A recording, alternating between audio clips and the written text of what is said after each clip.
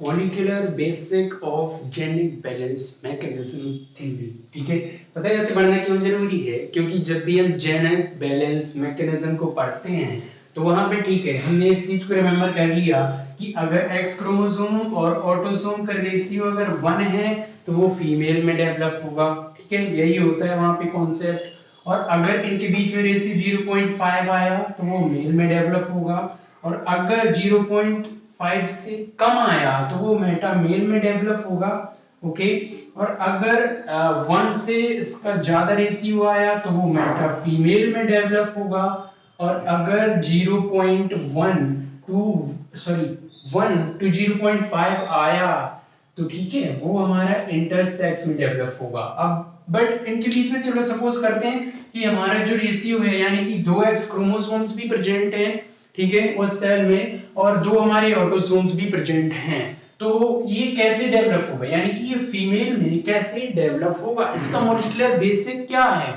यानी कि कौन कौन सी जो प्रोटीन्स इन्वॉल्व है, कौन कौन सी प्रोसेस इन्वॉल्व है, वो कैसे डिटरमाइन करेंगी कि ये जो रेशियो है ये फीमेल में ही डेवलप होगा। इसी के बारे में हम बात करने वाले हैं कि इसका मॉलिक्यूलर बेसिक क्या है। ठीक है, इसका मॉलिक्यूलर बेसिक क्या है उसके बारे में बात करेंगे। तो उससे पहले एक बहुत ही इंपॉर्टेंट बात क्या, कि जो ड्रोसोफिला का जो एक्स क्रोमोसोम होता है वो इनकोड तो देखो बहुत सारी प्रोटीन्स करता है, ठीक है, बट ये जो हमारा ये जो मॉलिक्यूलर बेसिक है, जिस चीज को हम पढ़ रहे हैं, जिस टॉपिक को हम पढ़ रहे हैं, उससे रिलेटेड 2 प्रोटीन मेन है। ठीक है, एक्स क्रोमोसोम जो है वो सिस ए और सिस बी प्रोटीन को कोड करता है। ठीक है, इतनी बात याद रखना। और जो ऑटोसोम है वो डेडपान और एक और प्रोटीन होती है जिसे कि हम बोल देते हैं एक्स्ट्रा मैक्रो चिट बोलते हैं। ठीक है,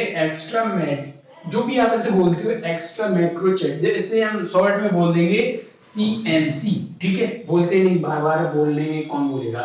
तो देखो X जो है सिस ए और सिस बी प्रोटीन को इनकोड कर रहा है, और जो ऑटोसोम्स हैं वो डेडपान और ईएमसी प्रोटीन को इनकोड कर रहे हैं। एक बात और याद रखने वाली है, ठीक है, उस चीज को जब हम यहाँ पे मॉलिक्यूलर अभी बेसिक समझेंगे तब हम समझेंगे कि इनका क्या रोल है। ठीक है, कैसे डिटरमाइन होगा कि XX upon AA is equal to female ही होता है, इसका मॉलिक्यूलर बेसिक क्या है, ये कैसे डिटरमाइन करेगा।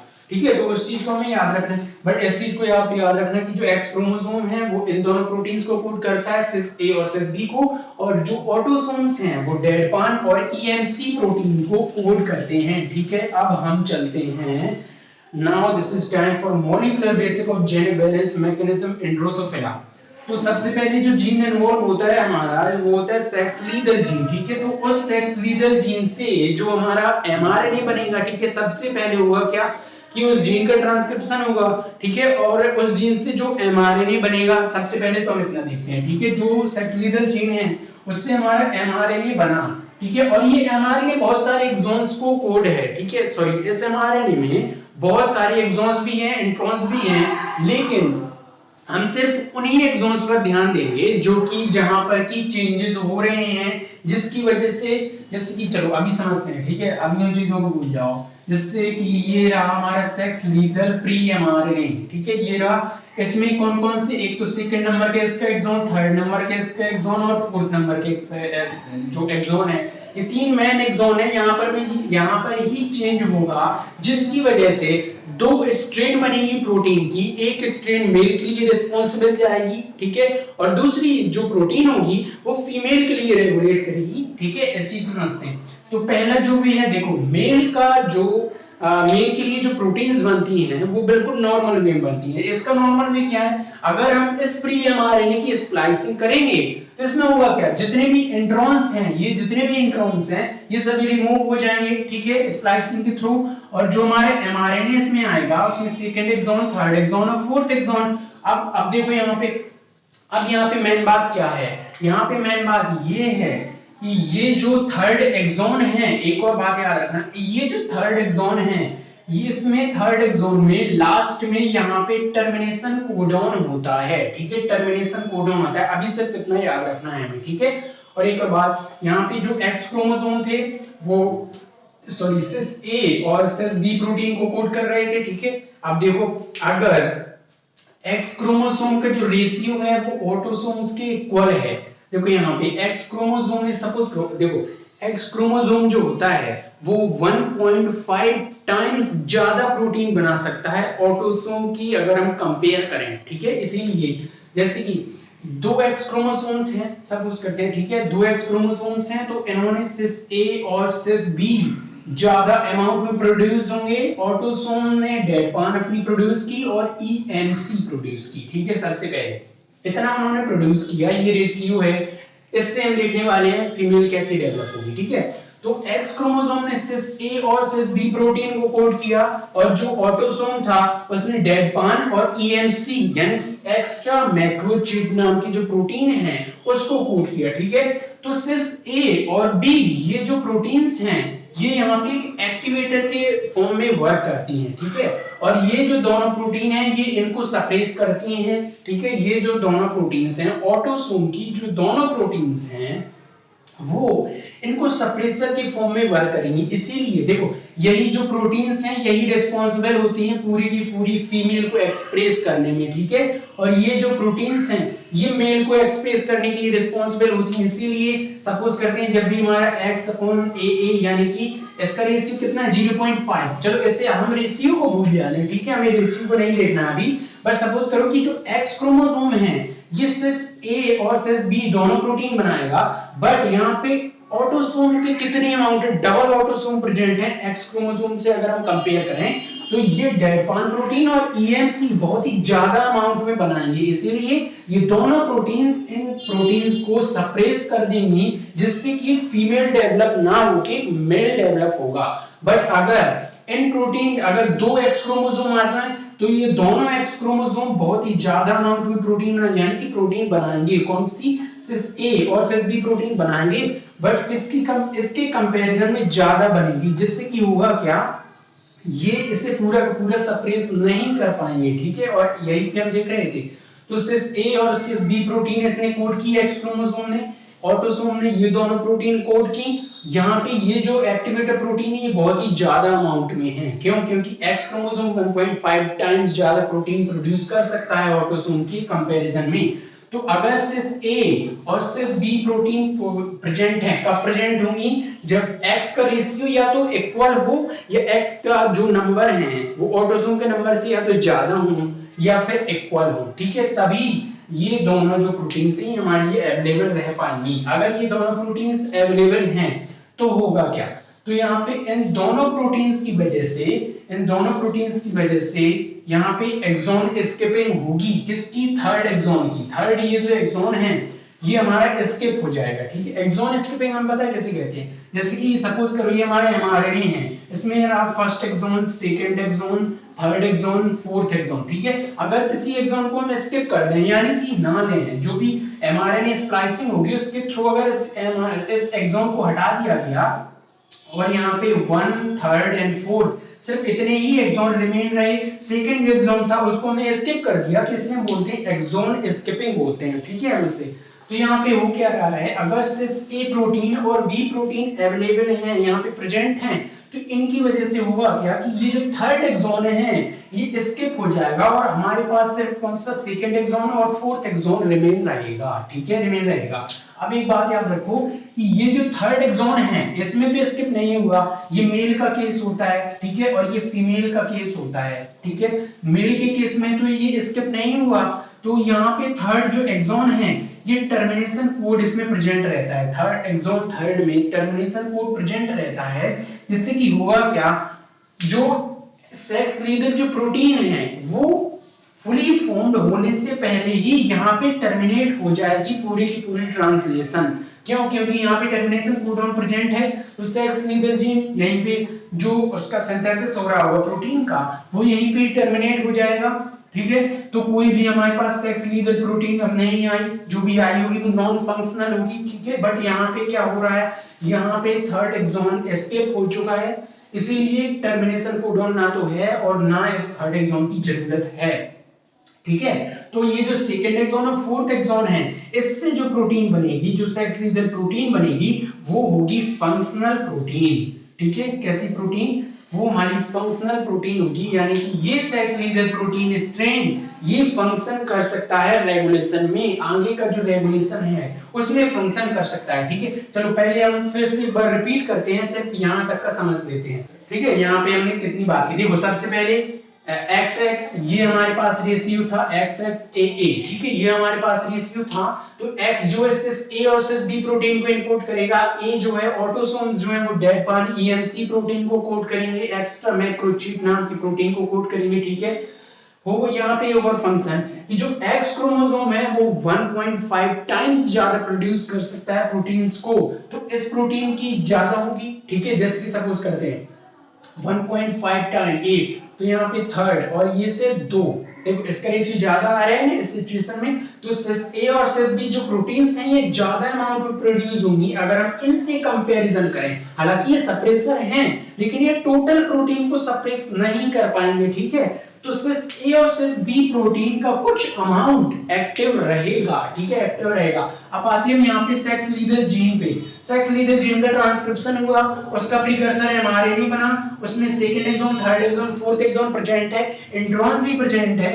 अब यहाँ पे मेन फंक्शन आता है अल्टरनेट स्प्लाइसिंग का। ठीक है, जब मेल के केस में इसकी स्प्लाइसिंग होती है तो कोई भी एक्सॉन स्किप नहीं होता है, सेकेंड, थर्ड और फोर्थ ऑल एक्सॉन जो हैं वो मिलके, ठीक है, वो मिलके क्या एमआरएनए बनाएंगे, इसमें से कोई भी एक्सॉन स्किप नहीं होगा। और एक और बात, यहाँ पे जो थर्ड एक्सॉन स्किप नहीं हुआ है तो इस थर्ड एक्सॉन में यहाँ पे टर्मिनेशन कोडॉन होता है, कोई भी हो सकता है, जैसे कि UAA हो सकता है, UAG हो सकता है, UGA हो सकता है, सॉरी UGA हो सकता है, इनमें से कोई भी टर्मिनेशन कोडॉन यहाँ पे अवेलेबल हो सकता है। अगर टर्मिनेशन कोडॉन अवेलेबल है, यहाँ पे प्रेजेंट है, तो ट्रांसलेशन तो होगा नहीं, फर्दर तो आगे जाएगा नहीं। ठीक है, यहीं पे टर्मिनेट हो जाएगा। तो जो प्रोटीन बनेगी इससे, सेक्स लीडर जो प्रोटीन बनेगी वो नॉन फंक्शनल होगी। याद रखना किसके केस में, मेल के केस में। ठीक है, बट जो फीमेल का केस होगा वो क्या, उसमें क्या होगा, फीमेल के केस में देखो, ये हम फीमेल के केस की बात कर रहे थे, फीमेल के केस में क्या होगा,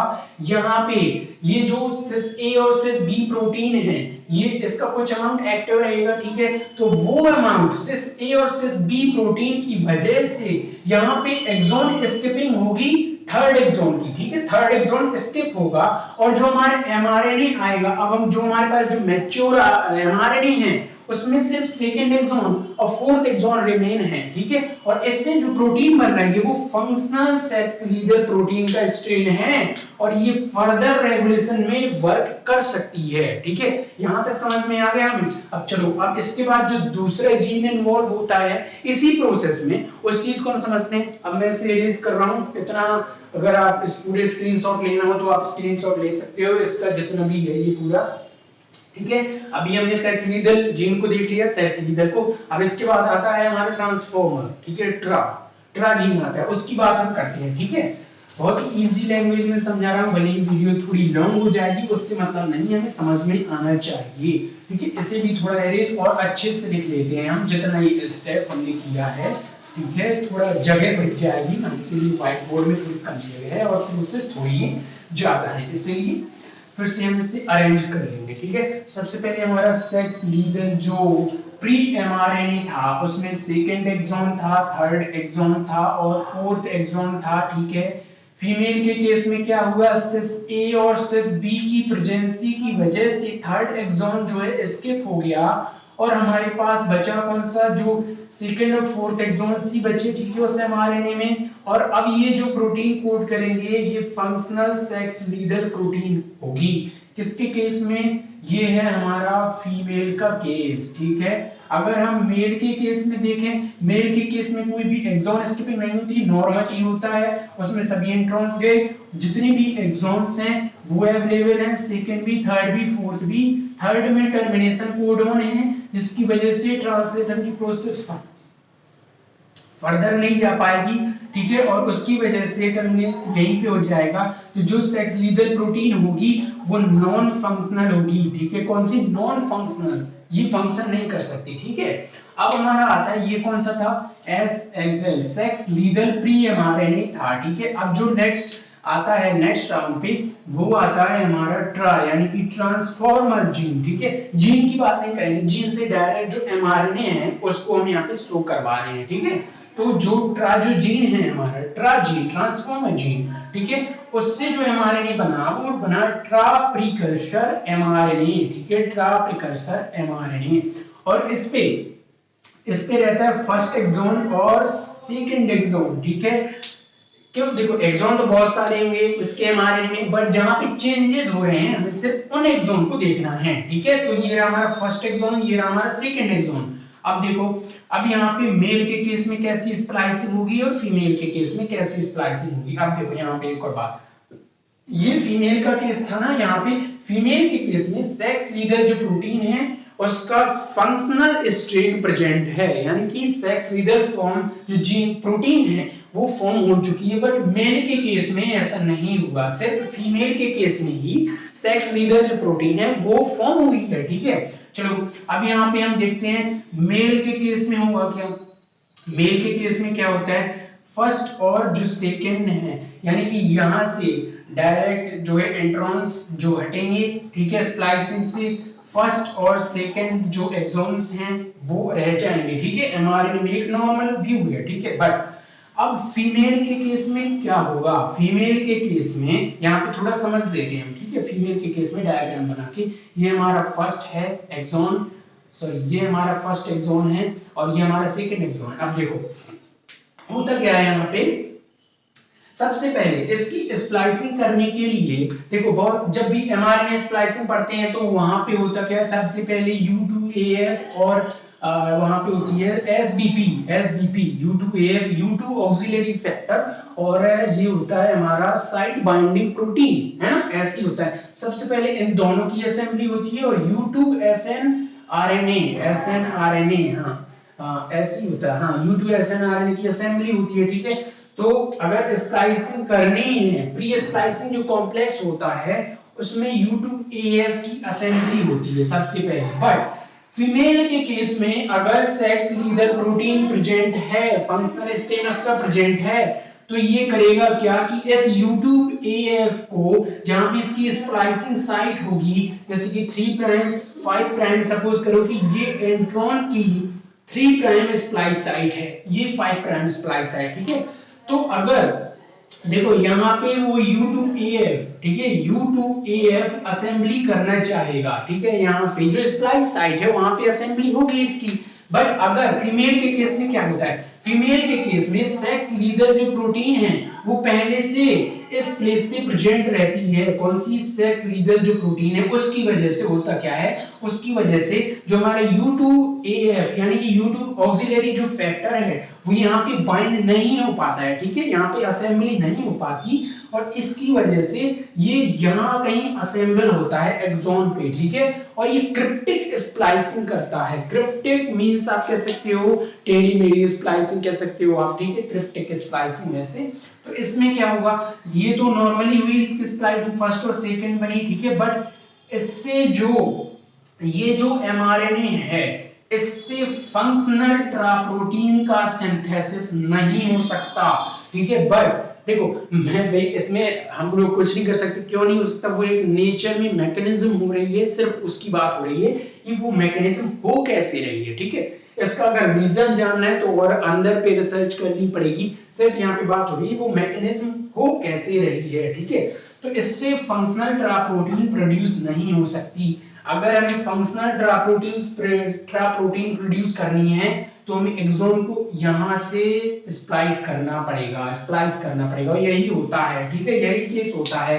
अगर यहाँ पे सेक्स लीडर जीन की असेंबली हो रखी है, U2AF अपनी बाइंडिंग साइट पे असेंबल नहीं हो पा रहा है, ठीक है, तो ये यहाँ से क्रिप्टिक स्प्लाइसिंग करेगा, जिसकी वजह से जो हमें एमआरएनए मिला, ठीक है, जो हमें एमआरएनए मिला उसमें एक तो फर्स्ट एक्सॉन तो रहा बट सेकंड एक्सॉन का कुछ पार्ट स्प्लाइस हो गया, ठीक है, क्रिप्टिक हो गया, क्रिप्टिक स्प्लाइसिंग हुई इसकी, ठीक है।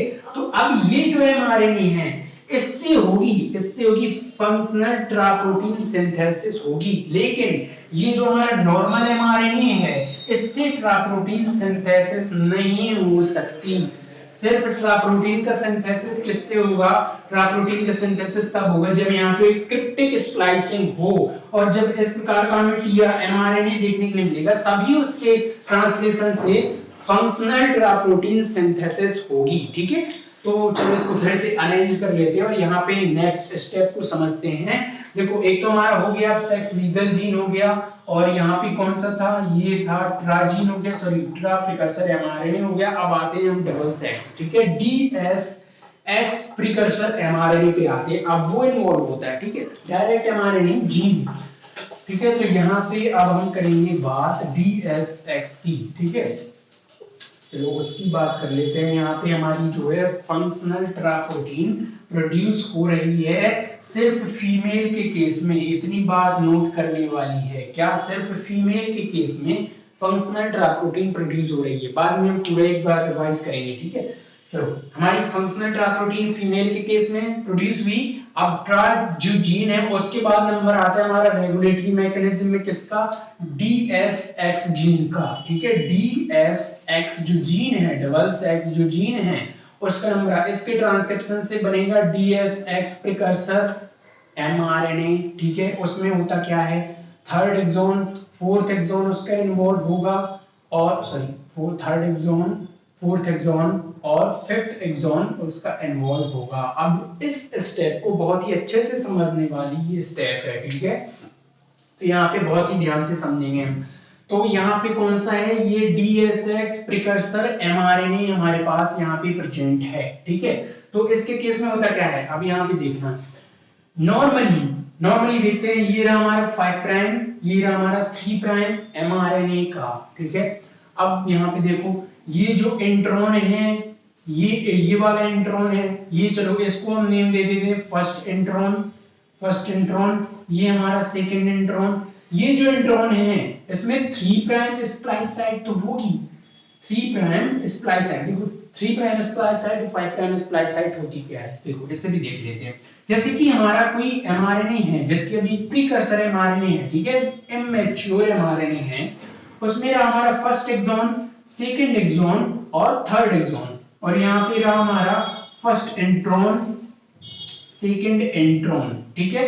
ये जो इंट्रॉन होगा ये 5 प्राइम, ये 3 प्राइम, इस इंट्रॉन में, सेकंड इंट्रॉन में इस साइड क्या है, 3 प्राइम, यानी कि जहां से ये स्प्लाइस होगा, इंट्रॉन जहां से स्प्लाइस होगा, जब एमआरएनए स्प्लाइसिंग होती है तो इस इंट्रॉन को हमें अलग करना है, ठीक है। तो 3 प्राइम साइड पे जो स्प्लाइस साइट होती है उसे हम बोल देते हैं 3 प्राइम स्प्लाइस साइट, और इसके 5 प्राइम एंड पे जो स्प्लाइसिंग के लिए साइट होती है उसे हम बोल देते हैं 5 प्राइम स्प्लाइस साइट, ठीक है। ये बहुत ही इजी सी चीजें हैं। तो इसके बाद हम इसी को समझते हैं। हाँ, तो यहाँ पे देखो एक इसका बहुत ही मेन फीचर होता है जिसकी वजह से ये पूरा का पूरा खेल होने वाला है, ठीक है। क्या, ये जो सेकेंड एक्सॉन है, फोर्थ और फिफ्थ एक्सॉन के बीच में जो इंट्रॉन है, जो मिडिल पॉइंट पे ये जो इंट्रॉन प्रेजेंट है, इसमें 3 प्राइम स्प्लाइस साइट तो होती है, 3 प्राइम स्प्लाइस साइट तो प्रेजेंट होगी, लेकिन 5 प्राइम स्प्लाइस साइट प्रेजेंट नहीं होगी, 5 प्राइम स्प्लाइस साइट प्रेजेंट नहीं होती है। तो अगर हम मेल के केस में देखें, मेल के केस में क्या होता है, सब कुछ नॉर्मल चलता है, वहां पे कोई भी प्रोटीन क्योंकि इन्वॉल्व नहीं है, तो जो नॉर्मल प्रोसेस होती है वो वहां पे होती है, ठीक है, मेल के केस में। अच्छा, मेल के केस में अगर हम देखें क्या हो रहा है, अगर यहाँ पे 5 प्राइम, चलो सपोज करते हैं 5 प्राइम स्प्लाइस साइट नहीं है, तो होगा क्या होगा, यहाँ पे ध्यान देने वाली बात है। यहाँ पे देखो इसका स्प्लाइसिंग तो हो जाएगी, फर्स्ट एक्सॉन मारा गया, ठीक है, इसकी स्प्लाइसिंग हो गई, चलो फर्स्ट एक्सॉन हमारा चला गया, ठीक है। अब अगर इसकी स्प्लाइसिंग करनी थी तो 5 प्राइम भी तो जरूरी है, चलो मान लो 3 प्राइम पे हमने कट लगा दिया, जो आरएनएज होते हैं, ठीक है, एसएन आरएनएज होते हैं, जो भी ट्रांसएस्टरिफिकेशन जो रिएक्शंस होती हैं स्प्लाइसिंग के टाइम पे, उसने चलो यहाँ पे तो कट कर दिया, अगर इस एक्सॉन को सेपरेट करना है तो इसके 5 प्राइम स्प्लाइस साइड पे भी तो कट करना जरूरी है, तभी तो ये पूरा का पूरा एक्सॉन सेपरेट होगा।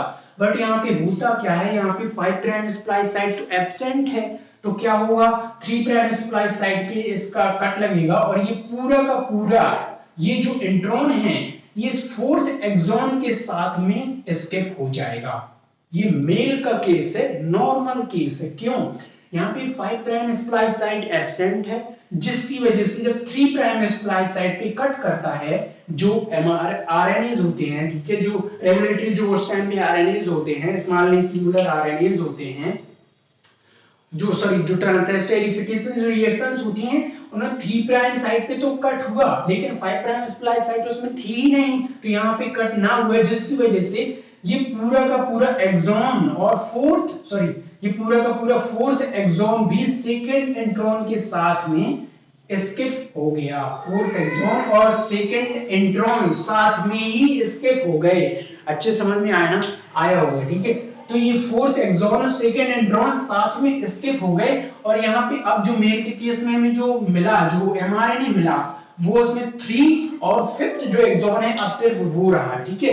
अब रिमेंबर करो, अब ये जो ऐसे इसमें जो एमआरएनए अब जो बना, इसमें 3 और 5th जो एक्सॉन है वो उसमें सिर्फ यही एक्सॉन प्रेजेंट है, तो इससे इस एमआरएनए से इसके ट्रांसलेशन से जो प्रोटीन बनेगी वो होगी मेल डिटरमाइनिंग डीएसएक्स प्रोटीन, ठीक है। या आप कह सकते हो male specific double sex protein बनती है इस एमआरएनए से, ठीक है।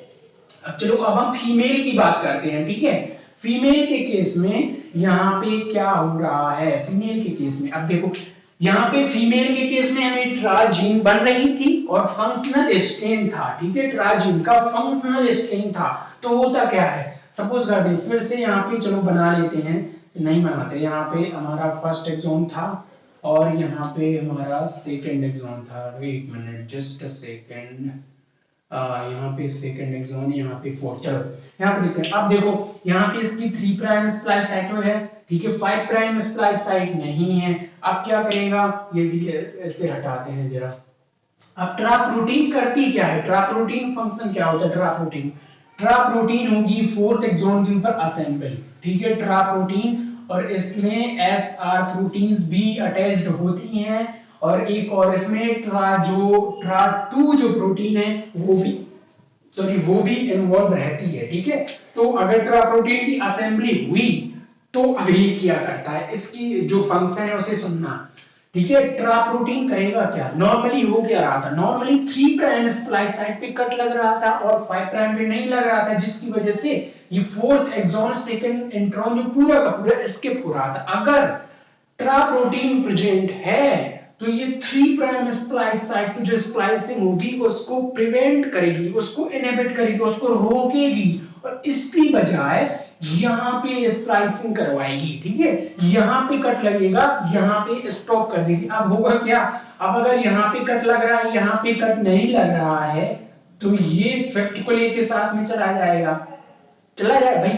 अगर यहाँ पे नहीं हो रहा, अगर यहाँ पे होता तो सेकंड एंड्रॉन अकेला एग्जिट होता, बट यहाँ पे इसने जो ट्रा प्रोटीन है इसने थर्ड स्प्लाइस साइट पे प्रिवेंट कर दी जो स्प्लाइसिंग थी, ठीक है। ट्रांसएस्टरिफिकेशन जो रिएक्शन होती है 3 प्राइम स्प्लाइस साइट पे नहीं हो सकती, सिर्फ इसने 5 प्राइम स्प्लाइस साइट पे उसको होने दिया। तो अब होगा क्या, ये 5th एक्सॉन अब स्किप हो जाएगा, और हमारे पास कौन कौन से एक्सॉन बचे? हमारे पास एक्सॉन बचे 3rd और 4th एक्सॉन, और स्किप कौन हुआ?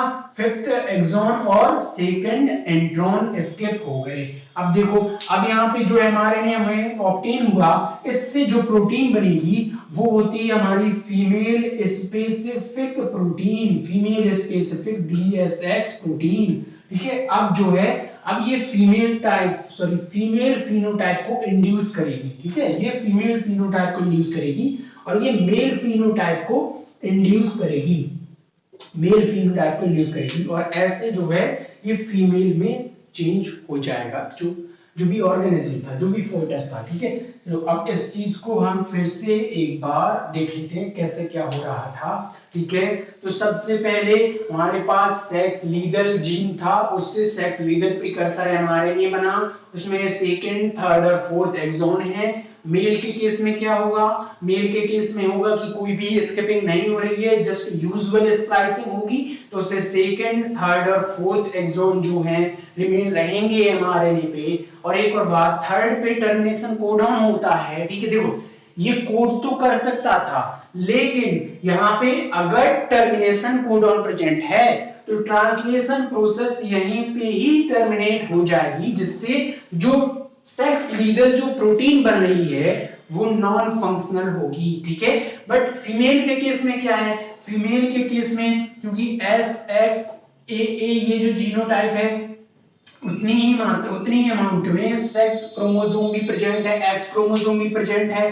तो ये ज्यादा प्रोटीन, ज्यादा सिस ए और सिस बी प्रोटीन को सिंथेसाइज करेगा, ठीक है, ये भी करेंगे, हालांकि इसका अमाउंट कम होता है, जिससे कुछ जो प्रोटीन है वो एक्टिव फॉर्म में रहती है, ठीक है, जो सिस ए और सिस बी की वजह से थर्ड एक्सोन स्किप होगा पूरा का पूरा। अब जो एमआरएनए हमारे पास है फीमेल के केस में, उसमें सेकंड और फोर्थ एक्सोन रिमेन है। इससे जो प्रोटीन बनेगी वो सेक्स लीथल स्ट्रेन फंक्शनल होगा, ठीक है, फीमेल के केस में। अब इसके बाद आता है हमारा ट्राजीन, ट्रांसफॉर्मर जीन। तो उससे जो एमआरएनए बना उससे हम बोलेंगे ट्रा प्रिकर्सर एमआरएनए, ठीक है। तो उसमें फर्स्ट एक्सोन और सेकंड एक्सोन, अच्छा मेल के केस में क्या होता है, मेल के केस में जस्ट यूजुअल स्प्लाइसिंग होगी, फर्स्ट और सेकंड एक्सोन कंबाइन होके एमआरएनए बनाएंगे, बट इससे जो प्रोटीन बनेगी वो ट्रा नहीं होगी, वो फंक्शनल ट्रा प्रोटीन नहीं बन पाएगी, ठीक है, बन ही नहीं पाएगी ट्रा प्रोटीन। बट जो फीमेल के केस में क्या होगा, फीमेल के केस में पहले सेक्स लीथल प्रोटीन प्रेजेंट होने की वजह से ये U2AF, U2 ऑक्सिलरी फैक्टर की असेंबली को प्रिवेंट कर देगी, रोक देगी, जिसकी वजह से ये क्रिप्टिक स्प्लाइसिंग करेगा और इससे जो एमआरएनए हमें ऑब्टेन हुआ, अब ये फंक्शनल ट्रा प्रोटीन सिंथेसिस कर सकता है, ठीक है। अब हमारे पास जो ट्रा प्रोटीन है वो प्रेजेंट है, ठीक है। अब नेक्स्ट बात आती है हमारी डबल सेक्स जो जीन होता है, DSX जो जीन होता है, उसके ट्रांसक्रिप्शन से DSX जो प्रिकर्सर एमआरएनए बनेगा, ठीक है, उसमें थर्ड, फोर्थ और फिफ्थ एक्सोन है। ये थोड़ी सी कॉम्प्लेक्स है, बहुत ज्यादा इजी भी है, इतनी ज्यादा हार्ड नहीं है, ठीक है। तो नॉर्मली मेल के केस में क्या होता है, मेल के केस में होगा क्या, यहाँ पे 3 प्राइम स्प्लाइस साइट होती है, but 5 prime splice site absent होती है, जिसकी वजह से यहाँ पे अगर स्प्लाइसिंग नहीं हो रही है तो ये अपने साथ फोर्थ एक्सोन को स्किप कर देगा। तो जो हमारे पास एमआरएनए है उसमें सिर्फ थर्ड और फिफ्थ जो जीन है, जो एक्सोन है, ठीक है, सिर्फ वही रह जाएंगे। तो इस एमआरएनए से जो प्रोटीन बनेगी वो मेल स्पेसिफिक DSX प्रोटीन होगी, जो कि मेल फिनोटाइप को इंड्यूस करेगी, ठीक है। और बट अगर फीमेल के केस में देखें, फीमेल के केस में हमारे पास ट्रा प्रोटीन प्रेजेंट है, वो भी फंक्शनल स्ट्रेंथ। तो ट्रा प्रोटीन करेगी क्या, इस थर्ड स्प्लाइस साइट को इनहिबिट करेगी और फिफ्थ स्प्लाइस साइट पे स्प्लाइसिंग कराएगी, जिसकी वजह से ये फिफ्थ एक्सोन स्किप होगा, फिफ्थ एक्सोन जो है स्किप होगा और इससे जो एमआरएनए ऑब्टेन होगा उसमें थर्ड और फोर्थ हमारा जो एक्सोन है वो रिमेन रहेंगे, ठीक है। तो इस जो एमआरएनए से जो प्रोटीन बनेगी वो female specific double sex protein होगी, जो कि फीमेल फिनोटाइप को इंड्यूस करेगी, ठीक है। तो ऐसे उससे जो जेनेटिक बैलेंस मैकेनिज्म होती है उससे मेल फिनोटाइप और फीमेल फिनोटाइप इंड्यूस होते हैं और ऐसे दोनों स्ट्रेन फॉर्म होते हैं, ठीक है। तो ये था पूरा का पूरा मॉलिक्यूलर बेसिक और जेनेटिक बैलेंस मैकेनिज्म का। आई होप वीडियो पसंद आई होगी, दोस्तों के साथ शेयर कर सकते, जो भी करना हो। तो अब मिलते हैं नेक्स्ट वीडियो पे, तब तक के लिए बाय।